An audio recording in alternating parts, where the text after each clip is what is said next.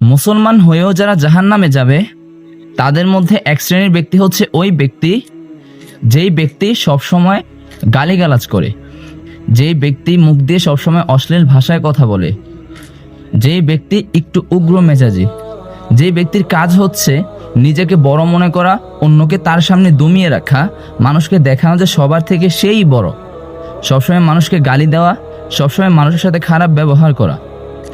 এইটা তো এখন একটা কমন বিষয় হয়ে গিয়েছে।